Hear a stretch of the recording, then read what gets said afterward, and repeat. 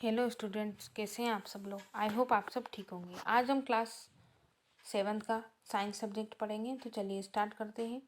Chapter first in video part third. क्रियाकलाप 1.2। Bread.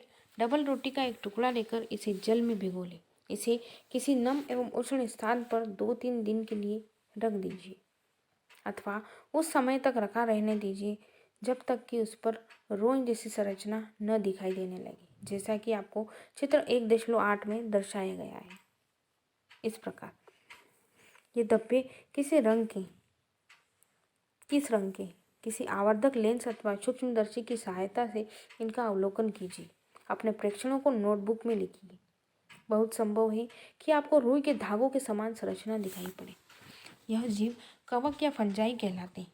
इनकी पोषण प्रणाली अथवा पोषण विधि भिन्न प्रकार की होती है। ये मृत एवं विघटनकारी वस्तुओं की सतह पर कुछ पाचक रसों का स्राव करते हैं तथा उसे साधारण व विलेय के रूप में परिवर्तित कर देते हैं। तत्पश्चात वे इस विलयन का भोजन के रूप में अवशोषण कर लेते हैं। इस प्रकार की पोषण प्रणाली को, जिसमें जीव किसी मृत एवं विघटित जैविक पदार्थों से पोषक तत्व प्राप्त करते हैं, मृतजीवी पोषण कहलाती है। मृतजीवी पोषण प्रणाली का उपयोग करने वाले जीव मृतजीवी कहलाते हैं। कवक अचार, चमड़े, कपड़े एवं अन्य पदार्थों पर उगते हैं। ये उन स्थानों में भी उगते हैं जो नम एवं उष्ण हो। कवकों की वृद्धि के लिए वर्षा ऋतु सबसे अच्छी परिस्थिति प्रदान करती है। इसी कारण वर्षा ऋतु के दौरान अनेक वस्तुएं कवकों की वृद्धि के कारण नष्ट अथवा अनुपयोगी हो जाती। अपने अभिभावकों से कवक द्वारा होने वाले नुकसान पर चर्चा कीजिए।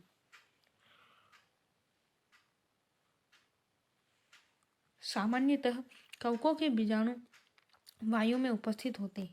जब वे किसी ऐसे जैव पदार्थ अथवा उत्पाद पर बैठते हैं जो नम एवं उष्ण हो, तो वे अंकुरित होकर नए कवक को जन्म देते हैं।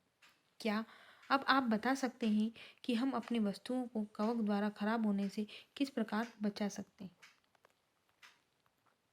कुछ जीव एक दूसरे के साथ रहते हैं तथा अपना आवास एवं पोषक तत्व एक दूसरे के साथ बांटते हैं। इसे सहजीवी संबंध कहते हैं। उदाहरणतः कुछ कवक वृक्षों की जड़ों में रहते हैं, कुछ कवक को प्रदान करते हैं, पोषण को प्रदान करते हैं। बदले में उन्हें जल एवं पोषकों के अवशोषण में सहायता मिलती है। वृक्ष के लिए इस संबंध का विशेष महत्व है। लाइकेन कहे जाने वाले कुछ जीव में 2 भागीदार होते हैं। इनमें एक शैवाल तथा दूसरा कवक। शैवाल में क्लोरोफिल उपस्थित होता है, जबकि कवक में क्लोरोफिल नहीं होता। कवक शैवाल को रहने का स्थान, जल एवं पोषक तत्व उपलब्ध कराता है तथा बदले में शैवाल प्रकाश संश्लेषण द्वारा संश्लेषित खाद्य कवक को देता है। मृदा में पोषकों की पुनर्स्फूर्ति किस प्रकार होती है? क्या आपने किसी किसान को अपने खेतों में अथवा माली को बगीचे में लॉन एवं गमले में खाद आदि उर्वरक डालते देखा है? क्या आप जानते हैं कि वे इन्हें मृदा में क्यों मिलाते हैं? आप पढ़ चुके हैं कि पादप मृदा से खनिज पोषक तत्व अवशोषित करते हैं, अतः मृदा में इनकी मात्रा लगातार कम हो जाती है। उर्वरक एवं खाद्य नाइट्रोजन, पोटेशियम, फास्फोरस जैसे पोषक तत्व होते हैं। पादपों द्वारा लगातार उपयोग किए जाने के कारण मृदा में उनकी मात्रा धीरे धीरे कम हो जाती है। इसलिए मृदा को इन पोषक तत्वों से समृद्ध करने के लिए भूमि में उर्वरक खाद्य मिलाने की आवश्यकता होती है। यदि हमें पादप के पोषण की आवश्यकता के बारे में ज्ञान हो तो हम केवल पादपों को उगा सकते हैं, बल्कि उन्हें स्वस्थ भी रख सकते हैं। पादपों को प्रोटीन बनाने के लिए सामान्यतः नाइट्रोजन की अधिक आवश्यकता होती है।